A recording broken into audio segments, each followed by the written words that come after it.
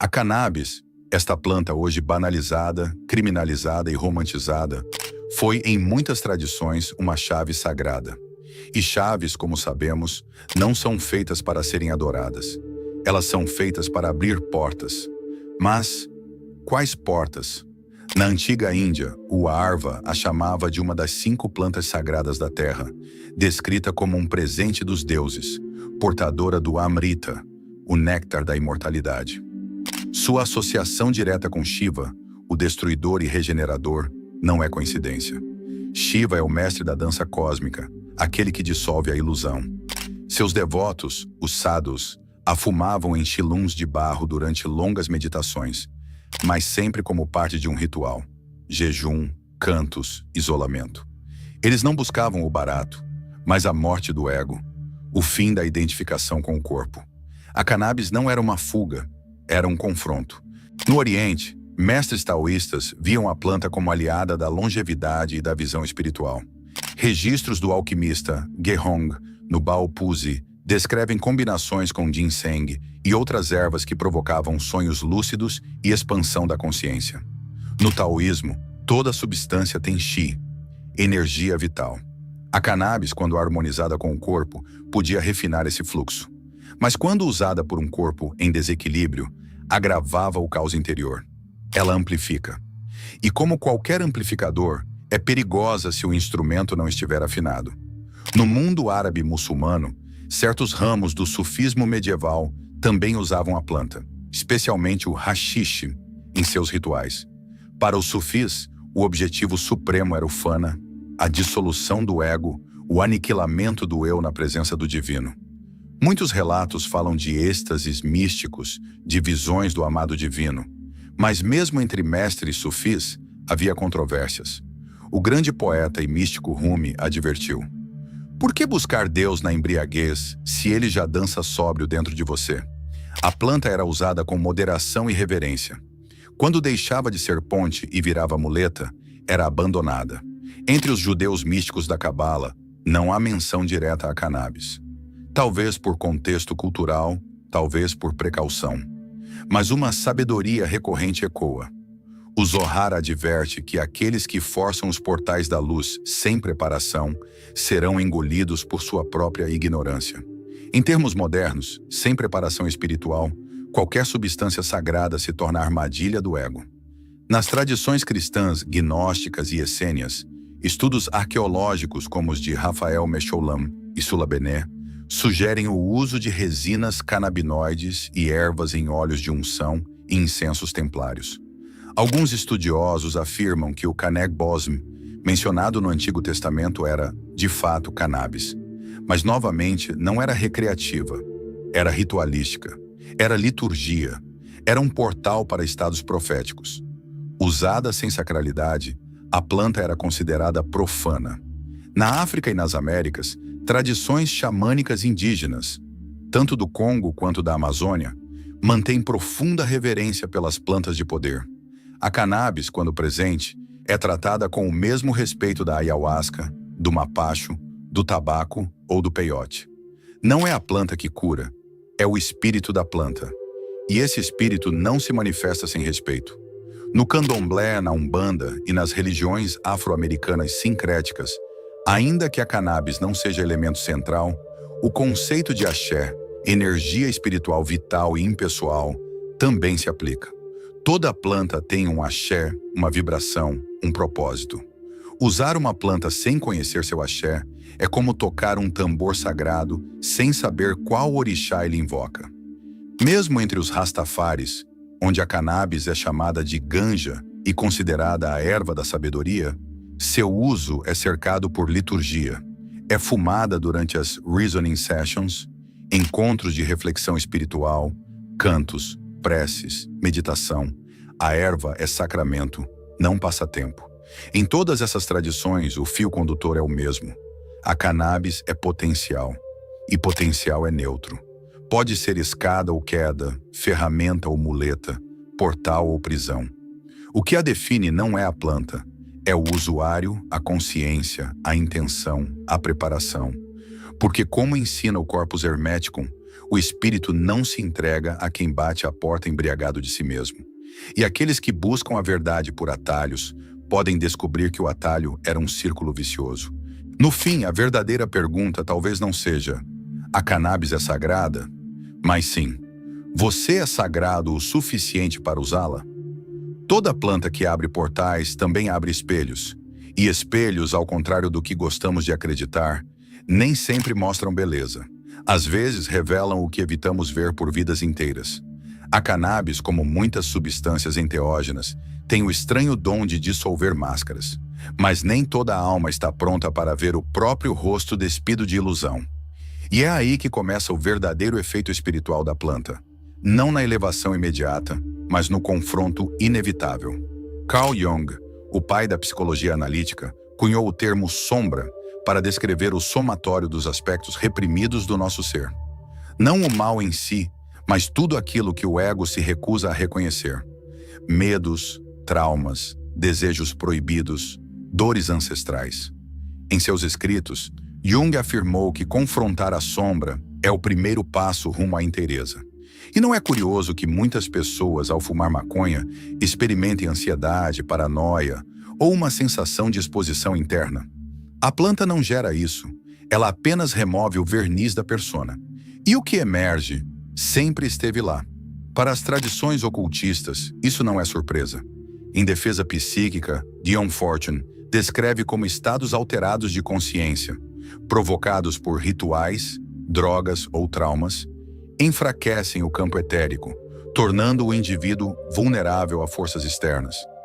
Ela adverte: quando a consciência vacila, entidades das regiões inferiores podem se aproximar, alimentando-se das brechas emocionais expostas. Isso não é superstição, é psicodinâmica sutil. Quando a mente consciente recua, seja pelo sono, meditação ou cannabis, o inconsciente assume. E se esse inconsciente estiver repleto de feridas não curadas, elas falarão. O que chamamos de bad trip é, na maioria das vezes, o espírito tentando limpar a casa. A tradição do Raja Yoga, especialmente nos Yoga Sutras de Patanjali, reconhece isso claramente. Ele menciona que poderes paranormais, siddhis, podem surgir espontaneamente com o uso de ervas, mas adverte: esses poderes são ilusórios se não forem acompanhados de discernimento e ética. Mais ainda, ele diz que os siddhis podem se tornar obstáculos ao samadhi, a verdadeira iluminação, porque alimentam o ego espiritual, uma armadilha ainda mais difícil de detectar do que o ego comum. Osho, em suas palestras sobre drogas e espiritualidade, dizia: substâncias abrem portas que só o silêncio deveria abrir. São atalhos, sim, mas atalhos instáveis. E muitas vezes quem atravessa essas portas sem mapa ou guia, volta pela mesma porta, agora sem saber onde está. Em nível energético, a cannabis atua diretamente no corpo sutil. Muitos praticantes de Reiki, Kundalini Yoga e magia cerimonial relatam aumento da sensibilidade do campo áurico após seu uso. Isso pode ser positivo, se a pessoa estiver ancorada. Mas quando não está, torna-se um farol sem capitão, emitindo luz que atrai não só mariposas, mas também predadores energéticos. Alguns xamãs amazônicos dizem: toda planta que abre é uma planta que testa. E o teste não é místico, é moral. O que você fará com o que vir? Vai fugir? Analisar? Agir? Muitos usuários crônicos relatam uma constante sensação de estagnação. O corpo relaxa, mas a alma estaciona. A criatividade parece fluir, mas raramente se materializa. A espiritualidade parece profunda, mas não produz transformação real. Isso é o que os cabalistas chamam de klipot. Cascas de energia, camadas formadas por percepções não integradas, experiências místicas mal digeridas que se acumulam como poeira no campo espiritual. Elas criam a ilusão de crescimento, sem o crescimento real. E o maior perigo está aqui: confundir sentir muito com evoluir. Porque nem toda expansão é elevação. Expansão sem direção é inchaço. E inchaço, cedo ou tarde, estoura. Nesse ponto, a cannabis, quando usada de forma inconsciente ou abusiva, se transforma. de planta sagrada em planta da estagnação. Não por sua natureza, mas pelo uso desconectado. Ela não gera passividade espiritual, mas pode ser o cenário perfeito para quem já a carrega dentro de si. Alguns tentam argumentar, mas se eu sinto paz, é porque está funcionando. Mas a paz gerada por um agente externo é como a calma de um quarto trancado. Bonita, mas artificial. A verdadeira paz nasce mesmo em meio ao caos, porque está enraizada no centro do ser. Se a cannabis te dá paz, pergunte-se, ela está te ensinando a gerar essa paz por si mesmo, ou apenas te alugando uma ilusão temporária? O verdadeiro encontro com o divino quase sempre começa com o encontro com a sombra, e esse encontro não é bonito. Sem arco-íris, sem filtro sépia. Há lágrimas, vergonha, raiva, confusão. Mas se você permanecer ali, respirando atento, algo acontece. Não uma revelação alucinógena, mas uma integração silenciosa. Aceitação do que é. E a partir daí, o nascimento do que pode vir a ser. A cannabis, nesse contexto, é como um espelho de água. Pode te mostrar o céu, mas se você mergulhar apressadamente, verá apenas lama. O espírito humano não caminha sozinho. A jornada interior, por mais solitária que pareça, é sempre um eco da teia coletiva à qual pertencemos. Nenhuma prática espiritual, nenhuma planta de poder, nenhuma iluminação é puramente individual. Tudo que nos toca reverbera na cultura, e tudo que a cultura aceita ou rejeita molda a forma como nos tocamos. A cannabis é um exemplo perfeito disso. Uma planta com raízes místicas, agora transformada em mercadoria global, ícone pop, pauta política e moeda simbólica da rebeldia juvenil. Mas muito antes da legalização ou repressão, ela já fazia parte do sagrado. E, em certos lugares, ainda faz. Na tradição Rastafari, por exemplo, a ganja não é vício, é voto. Um pacto com o divino. Nascido na Jamaica dos anos 1930, o movimento Rastafari surgiu como resistência ao colonialismo e à opressão, mas também como renascimento espiritual, enraizado em tradições africanas, na Bíblia e numa cosmovisão própria. Para os rastas, a erva é a cura das nações, como está dito no livro do Apocalipse. Fumá-la é um sacramento, uma forma de se aproximar de Jah, o nome que dão ao Deus vivo e presente. Não há banalidade no ato, há reverência.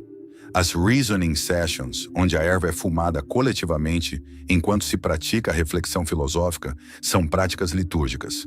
Silêncio, escuta, palavras e fumaça caminham juntos. Ali, o coletivo é a catedral e a planta, o incenso do espírito. Mas não são só os rastas.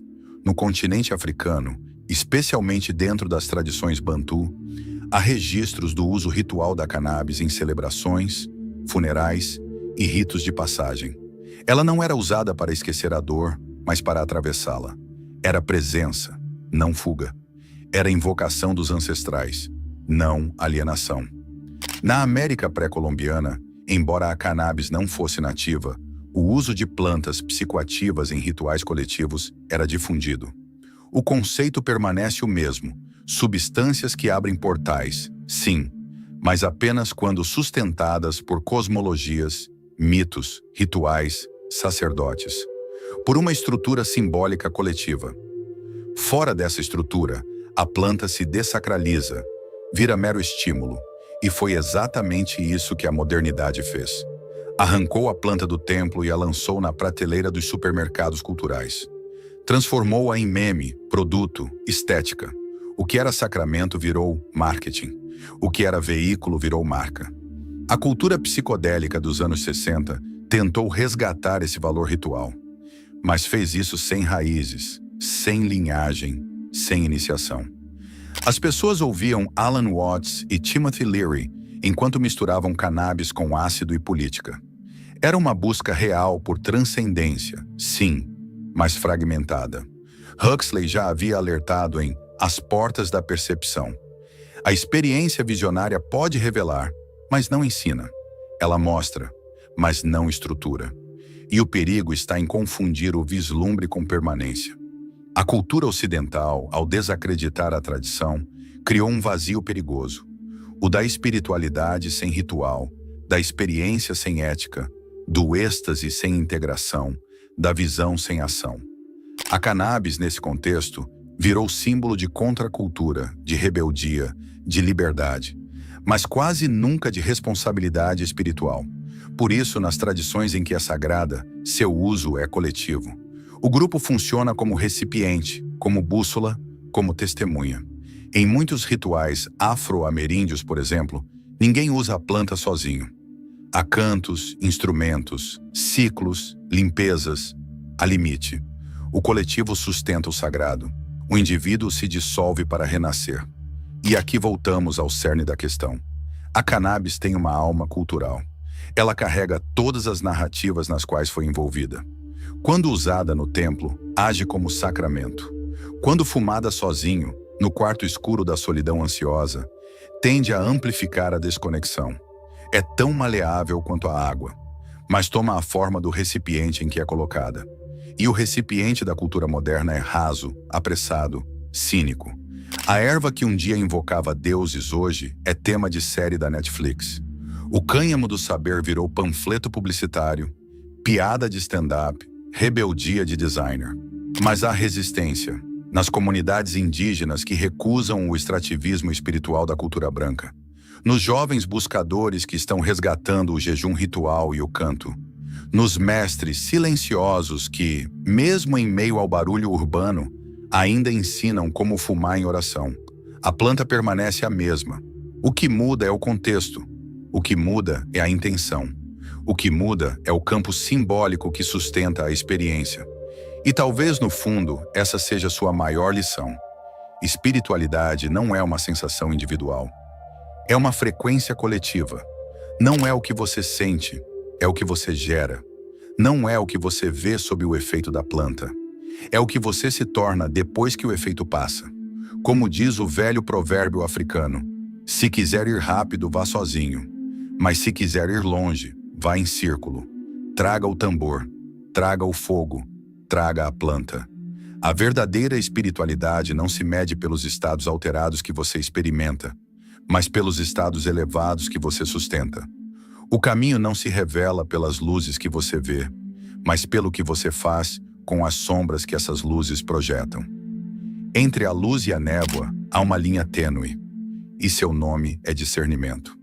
A cannabis, como toda planta de poder, não carrega promessas, carrega possibilidades. Possibilidades que podem iluminar ou confundir, inspirar ou entorpecer. E é aqui que o buscador espiritual chega a uma encruzilhada. Ele busca expandir a consciência ou escapar dela. Osho, muitas vezes mal compreendido como hedonista, disse algo profundamente sutil. Qualquer coisa pode se tornar meditação se você estiver presente. E qualquer coisa pode se tornar uma droga se você estiver ausente. A questão não é a planta, é a consciência que a acompanha. E quando a presença está ausente, o caminho vira carrossel. Por isso, os antigos sempre acompanhavam as plantas sagradas com rituais, jejum, cantos, silêncio, preparação, orientação. Não por superstição, mas por higiene energética. Eles sabiam o que esquecemos. Um portal não é um lugar para fazer turismo. É um lugar de passagem. E nem toda alma está pronta para o que está do outro lado. Discernimento, chamado Kro na filosofia grega, Viveka no Vedanta, é a lâmina invisível que separa o real da mera sensação. É o olho do meio. O terceiro olho, não como poder, mas como bússola. E no uso espiritual da cannabis, sem essa bússola, o que parece iluminação pode ser apenas hipersensibilidade. O que parece visão pode ser eco mental. O que parece intuição pode ser desejo disfarçado. Existe um tipo de intoxicação que se disfarça de clareza. Vem com insights brilhantes, sinestesia, sincronicidades. Mas se esses insights não mudam sua relação com os outros, com o mundo, com sua própria sombra, então são apenas fogos de artifício espirituais, bonitos, mas sem direção. O verdadeiro caminho é mais árido, exige constância, exige presença sem espetáculo, exige silêncio sem ruído interior. E é por isso que a cannabis, usada fora de um caminho estruturado, pode criar um vício muito mais sutil que o químico. O vício da sensação de espiritualidade sem a prática da espiritualidade. É fácil parecer profundo sob o efeito da planta. Difícil é ser profundo no trânsito, na fila do banco, em um conflito com alguém que te fere. A iluminação não se mede pelo que você vê de olhos fechados. Mede-se pelo que você faz de olhos abertos, com os pés sujos de chão. E quando não há discernimento, o que a cannabis faz é criar um espelho embaçado, onde o ego se vê como desperto, quando na verdade apenas cochilou no colo das sensações. Uma paz vegetativa que paralisa mais do que pacifica. No ocultismo tradicional, há um princípio conhecido como a falsa luz de Rod, uma sensação de clareza mental que é, na verdade, apenas a mente intoxicada por imagens não integradas. Um brilho superficial, sem raízes. A cannabis, quando usada sem sabedoria, pode alimentar exatamente essa ilusão. A ilusão de progresso. Enquanto se anda em círculos cada vez mais coloridos. Por isso, a planta só deve ser usada, espiritualmente falando, quando o solo interior está limpo. Quando há uma intenção clara. Quando há silêncio real antes da tragada. E um silêncio ainda mais profundo depois. Quando há orientação, tradição, método, humildade. E, acima de tudo, quando se está pronto para a resposta que ela dará. Porque, como disse o mestre Sufi Hafiz, Deus é como um espelho que não ri de suas caretas, apenas as mostra claramente. A cannabis é uma planta com potencial espiritual, simulation, mas todo potencial exige contexto, disciplina, intenção e entendimento. Quando despojada de sua função ritual e transformada em produto cultural, ela corre o risco de se tornar apenas mais uma forma de distração. A verdadeira busca espiritual é uma arte sutil. Não se trata de escapar, mas de permanecer. Não se trata de ver luzes, mas de se tornar luz. O que você está buscando quando acende esse baseado? É paz, espaço, silêncio? Se você não consegue encontrar essas coisas dentro de si, talvez a planta esteja apenas te emprestando um espelho. E espelhos só mostram o reflexo. Se este vídeo despertou algo em você, compartilhe com alguém que também busca mais do que fumaça. Alguém que busca clareza, verdade e profundidade. Continue sua busca aqui no canal Buscador. Obrigado por assistir.